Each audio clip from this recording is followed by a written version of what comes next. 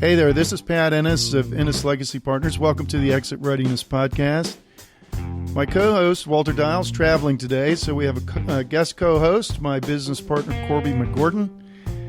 And our mission here on this podcast, the Exit Readiness Podcast, is to provide you, the business owner, with subject matter expertise on topics pertaining to building sellable business value and for planning your eventual exit from the business. We want to help you exit your business successfully and on your own terms and conditions. Corby, as you know, in the work we do, bank lending can play a key role in many different situations or scenarios.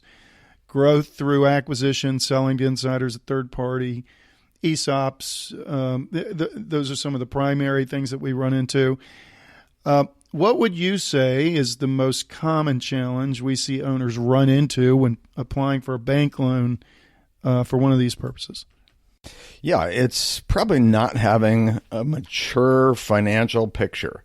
They've been running a business, but their financial reporting, their financial management isn't as clear as it would be, particularly as you'd like it, particularly for bankers when they're trying to see, okay, is this a good investment? Yeah, so I would agree with that, Corb, but I know you would also agree there are a lot of other financial due diligence issues that they run into as well, and that's what we're going to discuss today. The topic today, a banker's perspective on financial due diligence. And we actually have two bankers with us today from Sunflower Bank in sunny Scottsdale, Arizona. Matthew Mapes is Senior VP and Director of SBA Market Development. In this role, Matthew is responsible for leading in the development and growth of small business administration, or SBA lending nationwide.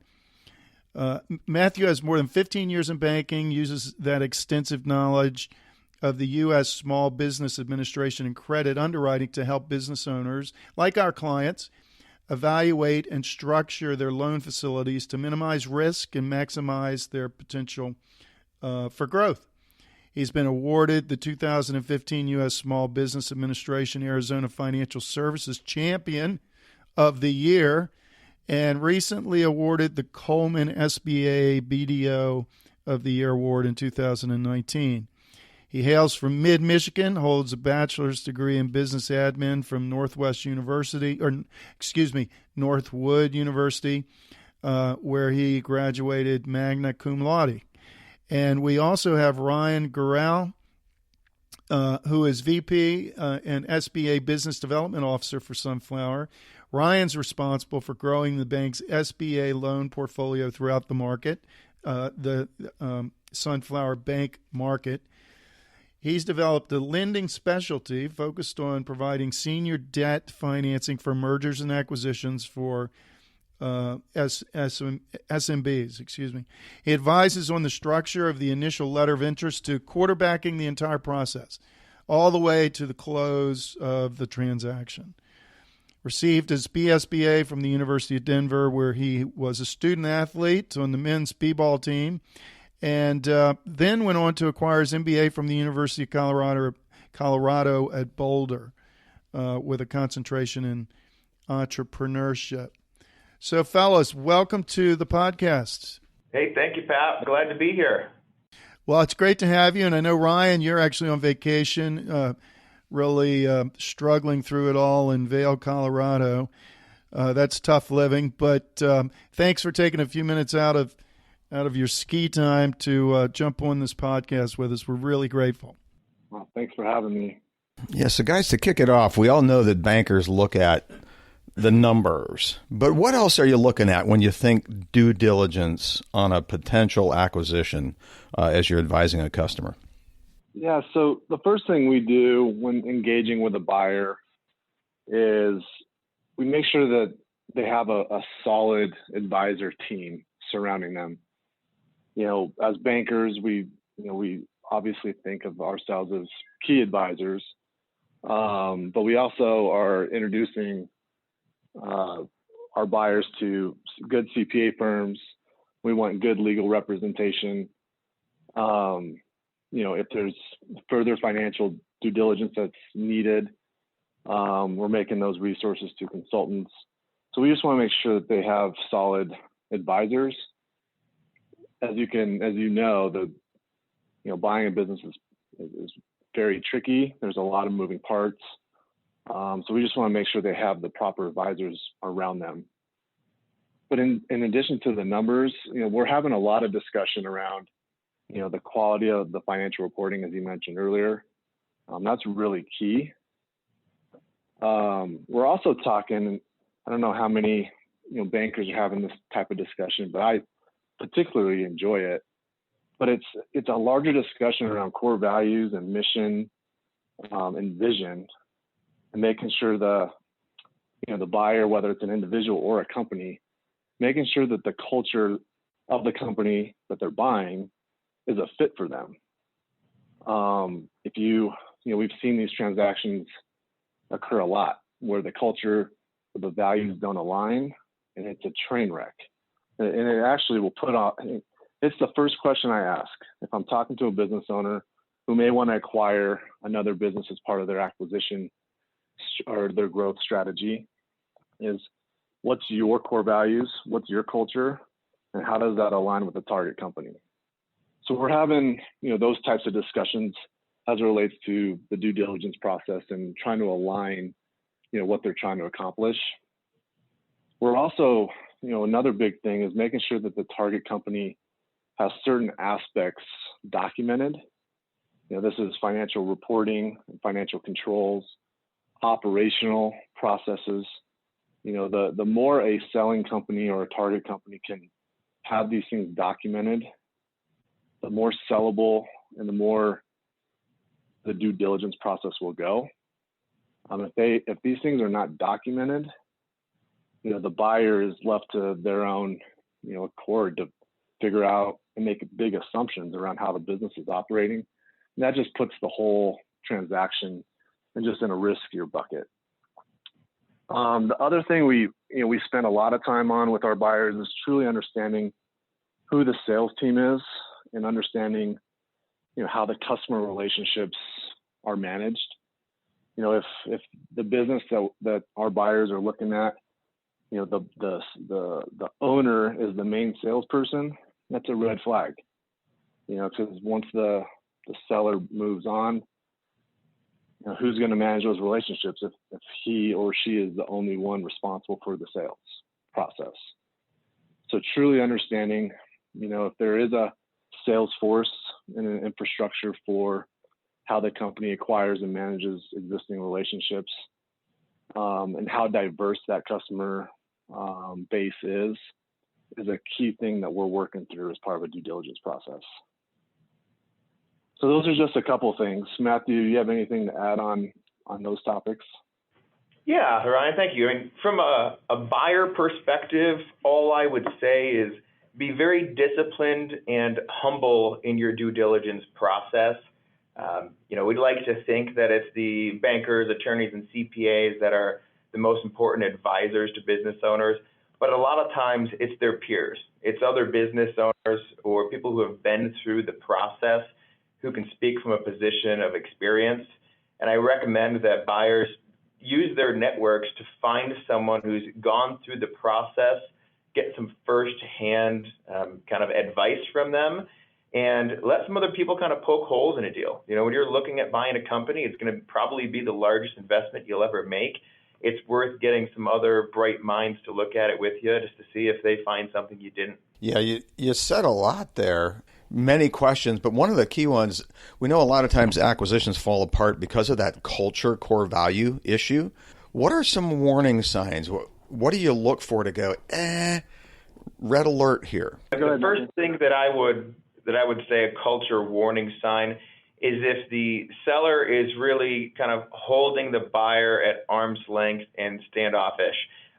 If they're not willing to answer questions quickly and kind of be an open book, I would say that hopefully they're not hiding anything, but you should know, pretty darn fast. If you get the buyer and seller together and they can have a good conversation and they have the same kind of values and vision for the company, if you have a buyer coming in who immediately wants to change everything in the company, a lot of times the seller is going to be, a little bit hurt over that. It's kind of like walking in and calling the baby ugly. So I think having a buyer who is sensitive to that, understanding that it's a very emotional time for the seller, is going to be very helpful. So the emotional intelligence is really important, but you have to talk about the vision. A lot of times, I think there's a misalignment in values because nobody actually comes out and talks about it.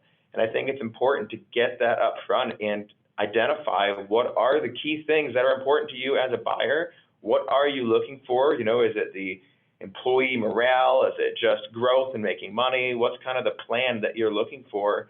And that the seller is going to be on board with that. Yeah, so essentially you're saying start the conversation and talk about the issues rather than making assumptions that all is going to be hunky-dory. I would agree. It's great to hear that from a banking perspective, you guys are focused in on culture and core values because, you know, I think a lot of times the clients that we work with are a little bit surprised as we're working to help them put together a comprehensive exit plan for their business or helping them to build a sellable business that we focus so much on that. We come back to it constantly. The core values that lead and guide you in both your personal life as well as your business, and how that's going to impact whether or not your business is going to end up being sellable at the end of when you decide to exit and however you decide to exit. As bankers, what do you guys see as a common challenge for sellers as they prep their business for sale? Pat, I think the first thing I would say is a common challenge is sometimes they haven't prepped at all. I think business owners sometimes are so busy putting out fires, kind of working in the business instead of working on the business, that they wake up one day and they find themselves either getting an offer for someone to purchase their company and they feel like they're a little bit behind the eight ball and they weren't prepared because they just weren't ready for it, or they have some health issue or something like that, a different catalyst that promotes them wanting to sell, and they end up being a little bit rushed. I think business owners should have that in their forefront of their mind continuously and try to structure the business with, whether it be a layer of management or something, give them time to really work on the business and not just in the business so they're prepared for when that day comes. And the other thing is, you know, not only having clean financials and having that, which I'm sure we'll discuss later, but have kind of a realistic expectations for the company value. You know, there's a pie in the sky value of best case scenario, but I think it's good for people to always have some kind of idea of what their company is worth, what's happening in the industry with, you know, similar companies that are being sold or consolidated, and just kind of have a pulse on the market to know what's going on so they're not blindsided. And lastly, I guess it's just the macro economy. You know, you have to understand how what's happening in the economy is going to impact their business, ultimately the cash flow and that multiple of what that business is worth. So that way they're kind of can help find an opportune time to be able to sell that towards a good transition for the buyer, and they're not trying to fire sale it just because they're in a bad position. Ryan, do you have anything you'd like to add? Yeah, I think the one thing I'd add, and you touched on it, Matthew, is, I mean, this is an emotional process for a seller. I mean, a lot of times these are businesses that they've been, you know, owning and running for 20, 30 plus years. And what that ends up leading to is a, you know, over assumption of value, because it's like a kid. It's probably the biggest asset on their personal balance sheet. So it leaves a room for error on, you know, what the business is actually worth. So I think it's really prudent for business owners, you know, to start the process of getting the company ready to sell, even if they don't have any vision of selling it in the near term.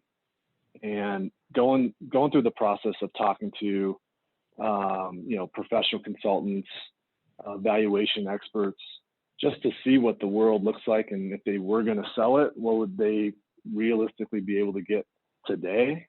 And if that number isn't something they want to hear, you know, starting to put a plan together to make it more valuable, things that we've kind of talked about. You know, can you put in a professional management team? Can you put in documented operational, you know, processes and procedures, things that a buyer will look at and say, wow, I can step in and this thing is running itself. And that's really what a buyer is, most of the time looking for. So having those discussions on, right sizing the valuation, makes the process so much easier. Yeah. So, when we're helping clients to build a business that is sellable, we try to emphasize that this is going to take time. It takes a lot of time. It can take money to do that. So why not get started sooner rather than later? It's going to be a lot easier. Your chances for success of doing it increase greatly the sooner you get started on it. And then also that, if you've got a sellable business, then you're going to have more options for exit. If it's not sellable, then you're going to be very limited. If you've got a lifestyle business and that's your intention, like actually Corby and I, that's what we have. We started 5 years ago, a lifestyle practice, if you will. We want to do meaningful work, and we're not looking to get value out of this business at some point in the future, other than the income that we derive from it. But our clients, their biggest asset is the business. They're depending on it for their future financial goals, whatever they might be. And oftentimes it just seems like they have a perception or a misconception that selling their business is basically, it's going to be easy to find a buyer because their business, your second point, they're having realistic expectations for the company value, typically inflated. That's been our experience. And an assumption that they're going to be able to sell it anytime they want for the number that they need. And so, yeah, we couldn't agree with you more on either one of those things. And what about this? Would this statement be true? I'd like to hear you guys comment on this. If you want to be in a position to borrow money for whatever purpose from you, the bankers, is it going to be helpful if your business is sellable?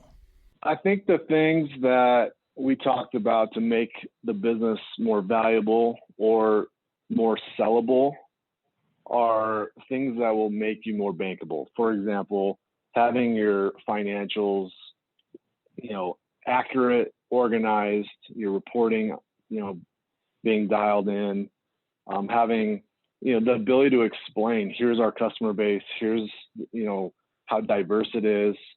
And even though it's a little bit away from the financial aspect, having an understanding that the business owner isn't, putting out fires all day and they actually have a professional management team. All those things speak to the quality of the business, which would, in essence, make it more bankable. Absolutely. Hey guys, I had a question on just how do you process the relationship of those value drivers against the calculated value of the business itself?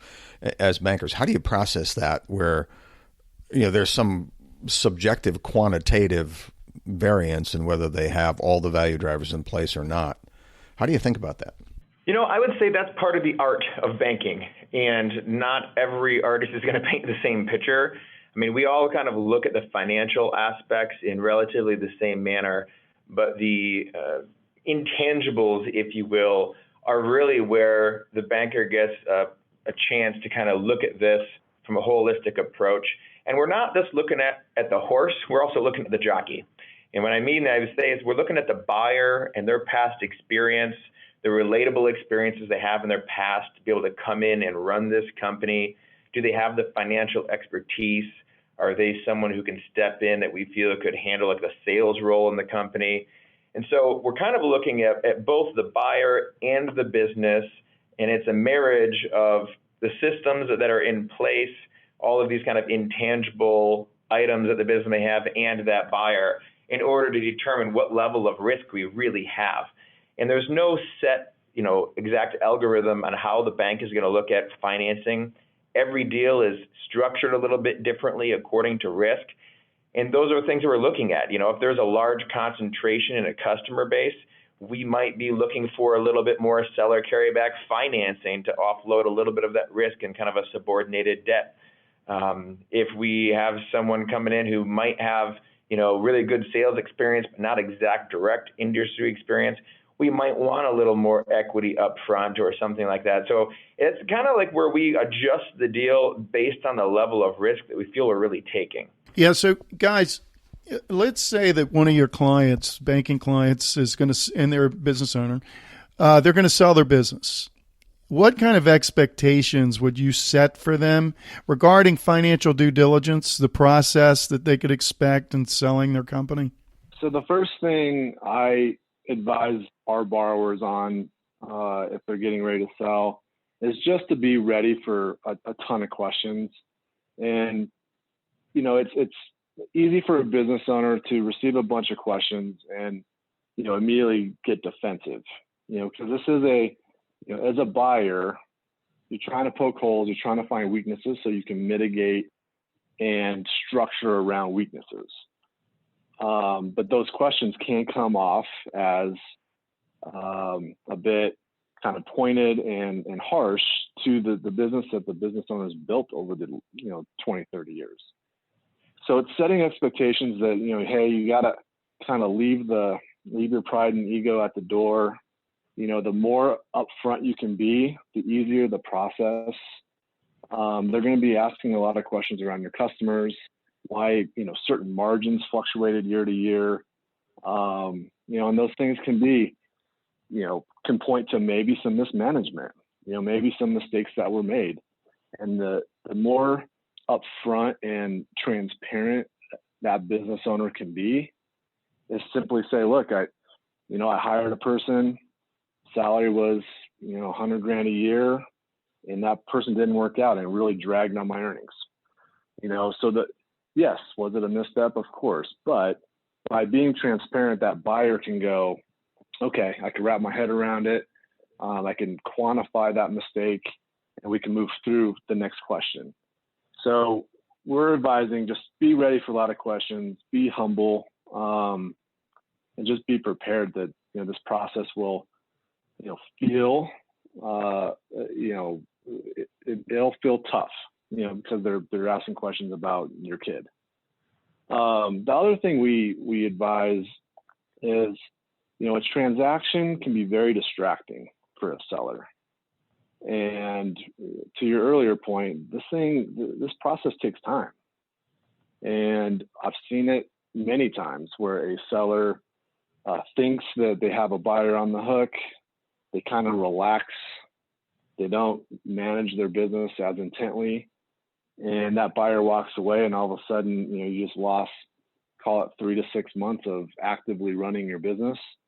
And a lot of these small businesses don't sustain well a active owner operator relaxing the controls. So, we're advising, stay focused on running your business. Don't be distracted. This is a great place to hire advisors that can help the buyer with the due diligence and keep your eye managing the business. And those are the two things that I immediately think of when you're kind of setting the expectations to a seller on what to expect. Matthew, anything to add to that? I think that's pretty much covers most of it. The only other thing I would add, it would be from the financial perspective, is understanding what financing typically would look like. I mean, you got to know who your buyer is, I guess. And that's where the advisors really can add a lot of value, is understanding, is your buyer most likely a strategic buyer, or it'll be a financial buyer? Are you selling to an individual or to like a large corporation? Because what you're going to go through if you have a private equity firm buying your company is vastly different than if you have a private sale with a husband and wife coming in to buy your company. So understanding who your kind of target buyer is, and then what the structured financing will normally be like. I mean, and almost every deal we see, we will have at least like a 10% seller carryback. Not always, but mass majority of time. So just understanding the structure and what to expect, I think, just puts a lot of people at ease. The fear of the unknown is worse than what's actually going to happen. So I think just letting people know this is what to expect from a financing perspective and a timeline. So that way, people know what is going to be coming and how long it's really going to take. Yeah, that's great input. Yeah, so thinking of that expectation, we've mentioned business owners, boy, they're running a mile a minute.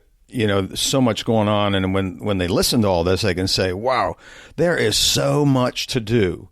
What would maybe the 4 or 5 most significant things a seller could focus on that would improve the value of their business and the probability of sale? Absolutely. I think I can come up with 5 pretty quick for you. The first thing I would say is to maintain good quality financials and keep the personal expenses out of the business. It's very common for us to see someone who hasn't really prepared for the sale or haven't talked to the CPA about their goals to sell their company. And that CPA is really working just to decrease the taxes. And so they'll kind of fluff up some expenses, and not anything that's wrong, but they're including every personal expense they possibly can in the business. And when we as a banker and or buyer come in, if there is a very large material add back or multiple add backs that we have to use in order to get the deal to pencil and cash flow, that's just one little red flag for us. It doesn't mean it's a deal killer, but everything else better be in a perfect alignment if there's a bunch of add backs, because there's a kind of a lot of just faith that someone's putting in that all of those are accurate and that they're truly not going to have those expenses. So keep those personal expenses out of the company, have clean financials. I mean, at bare minimum, they should be good quality where, your profit and loss income statement is reconciling with your balance sheet better balanced, and then making sure that financials reconcile to the tax returns. I think that's a big one a lot of people miss. They might not be doing cash or accrual. They're kind of doing a hybrid. You have these companies who are truly operating almost on a cash base, but they're running their accounts receivable through QuickBooks, and so their statements are printing off accrual, but it's really a hybrid. So understanding the basic financials of their own company and being able to explain and answer any questions the bank has is going to be critical. So having a CPA or a bookkeeper or someone who has kind of an intimate knowledge of the business and isn't just getting a box of receipts at the end of the year. You want someone who kind of knows your company to where they can help that business owner answer questions for the bank while they're going through underwriting. I think that'd be the first one that'd be critical. The second one I would say is create policies and procedures. A lot of business owners have what I will call kind of tribal knowledge. They've got all these things in their head of this is the way we do our business and this is how the business is ran, but none of that's really documented. And it's hard on a buyer when they come in. I mean, the buyer just went through this grueling process, probably a year long, of trying to find a company, probably went through 2 or 3 different companies before they found this one. They've now gone through all the due diligence. They've been drilled by the bank and answered multiple layers of questions. They're making the biggest purchase of their life. They finally get in there and they have this short familiarization period in which to really learn the business. And if you have everything documented up front to where a buyer can see that you have policies and procedures, it just lets them kind of relax a little bit. They can let down their shoulders and know, okay, I don't have to remember every single thing because I have something I can reference if I don't remember it. And I can also call the seller. So, I mean, it's just one of those intangibles that really will help a buyer get more comfortable with the company. Last thing, not last thing, I'd say the third thing is really management in the sales team. Ryan hit on it earlier, but you don't want all of the sales concentrated with the seller or even necessarily with just one key salesperson unless you have like some kind of employment agreement or something like that, because the fear is having attrition of that customer base. The buyer's looking at not only the concentration of your customers, but concentration of who's procuring those customers. If you got one stud salesperson and that salesperson leaves, that's a big concern. So trying to get that diversified will greatly eliminate some of that stress in the buyer. And then the last thing I would say is having almost a little bit of a mini SWOT analysis. I mean, understand what are the company's strengths and weaknesses and kind of opportunities, being transparent on that, and providing projections for growth for the company and identifying here's areas the company could grow And I think it's important to also include why the seller hasn't gone after those opportunities themselves. It could have been that they were trying to stay small. They just didn't want to manage a lot of people. So they had, understaffing in sales. There could be a multitude of reasons, but laying a path for future growth, because that buyer is truly buying sustainable, reoccurring cash flow. I mean, they're buying that future value of the company. So if you can create a roadmap to show them what those future opportunities are, it just lets them dream a little bit. In buying a company, as much as it's about the analysis, it's also a very emotional decision. So having that laid out, I think, can really add the value. Yeah, the one thing I'd add to that, and those are all, great points and what we're oftentimes advising buyers to look at, is, I can't stress what Matthew said about it's really making a roadmap for the buyer as a seller of the sales organization as it relates to the projections. I mean, as a selling company, truly understanding, are you in an industry that, the relationship with the salesperson is it, or are you in a transactional industry where, maybe marketing and lead gen or some other customer acquisition channels are available? But the biggest, I see this often, the seller, over assumes that a new buyer can just pick up these customer relationships where they are. And it's one of the biggest assumptions that oftentimes gets missed, because if that relationship, a transaction is disruptive and it gives a customer a reason to leave. So you want to make sure that your post-acquisition sales and customer relationship plan is a very, very detailed one. And that could add a ton of value to the business preparing for that. That's the only thing I would add to those points. Yeah, that's a great point. And you've talked a lot. You just highlighted real quality of the business issues. And you just mentioned in passing that post-acquisition. Talk a little more about how do you advise buyers to think about that post-acquisition phase?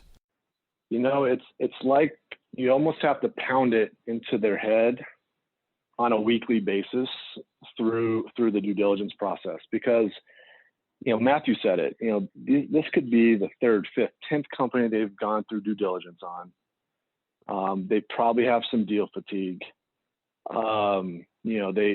They get anxious and just want to transact and purchase the company. And they're so focused on all of the moving parts, and there are a ton of moving parts in these things. They're so focused on just getting into the closing table, they don't realize the hard work starts then.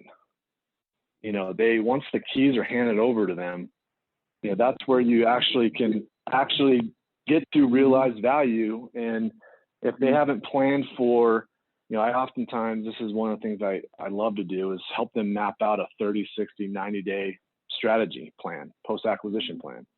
What are the exact steps? How are you going to communicate to the existing employees? How are you going to communicate to the existing customers? What's the message? What kind of incentives are you going to put in place for key employees? All these things if you miss on some of these things post-acquisition, the value of which you just purchased this company probably dips. And now you're kind of playing from, a defensive place. You've eroded some value, and it's just not a good place to start. So we're spending a lot of time, talking about those projections and forcing the buyer to lay out, no, let's go a little deeper. How exactly are you going to do that? What exact steps? How are you going to message this? Because, with them being focused on the transaction, it's so easy to go, well, if I close, I'll figure it out from there.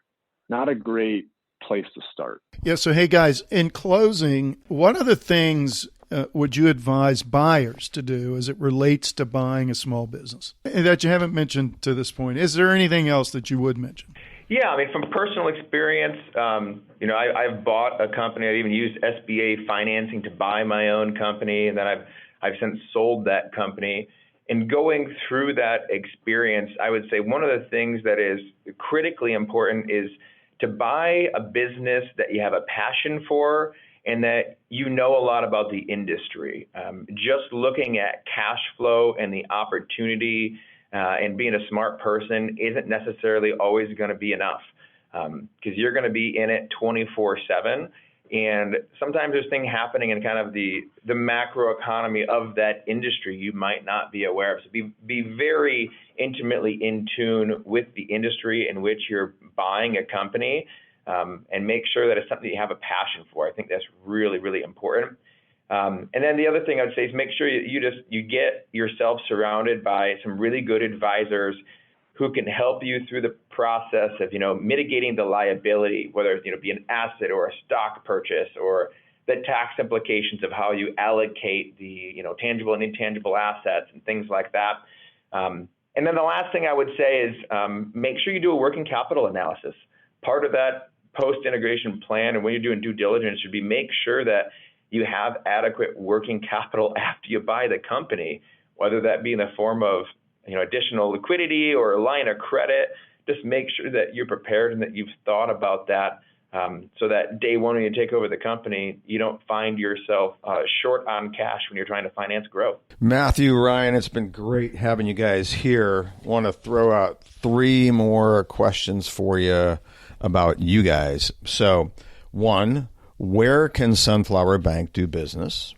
2, how can our listeners contact you guys for assistance?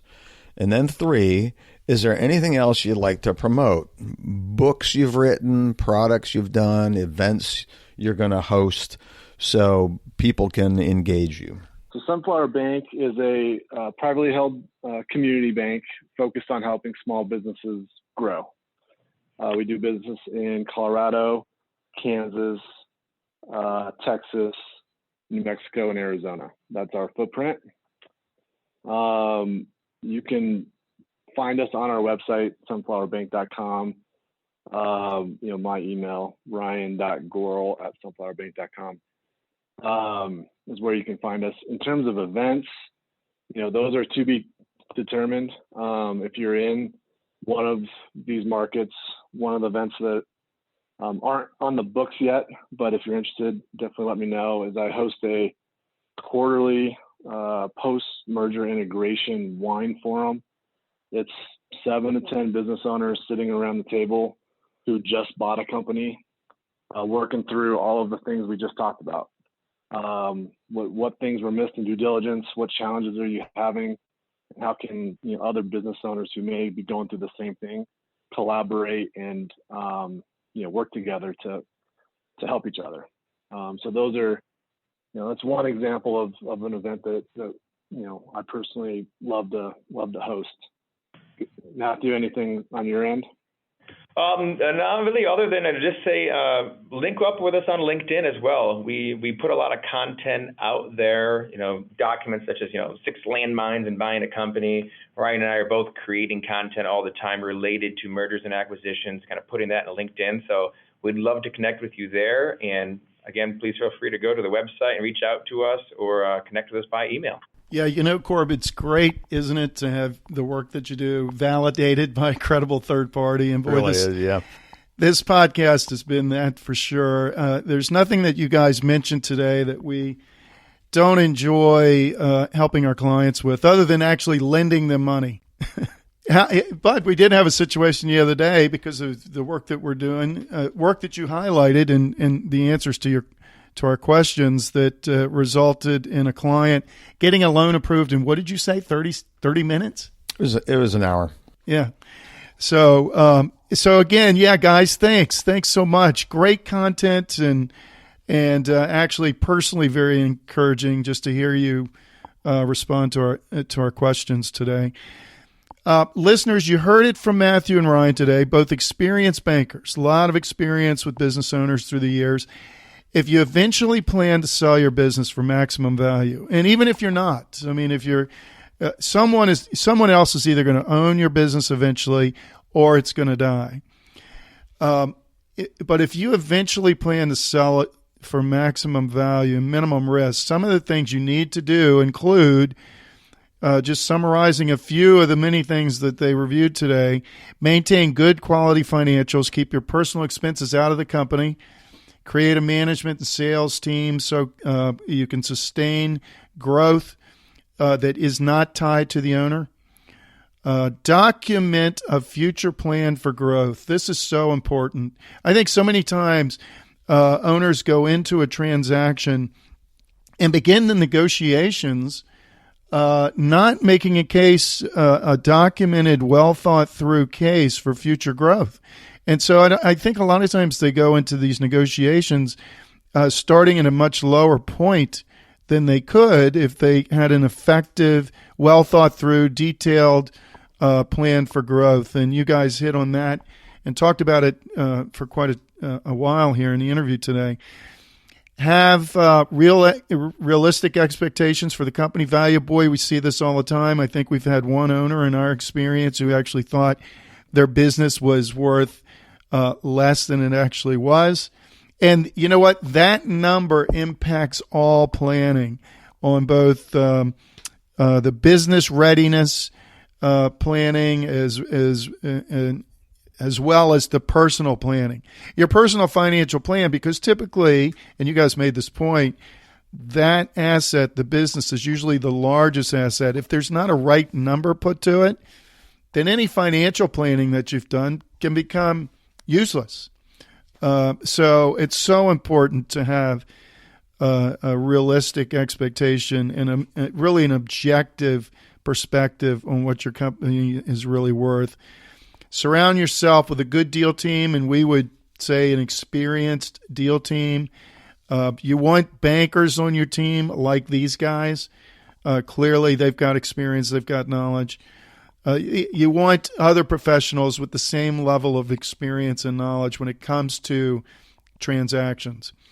And then, as you always hear on this podcast, you can't start preparing soon enough. Start preparing years in advance, because it's going to take time, it's going to take money, and frankly, you need to budget both for a long period of time, and your goals are going to change, and it just takes time.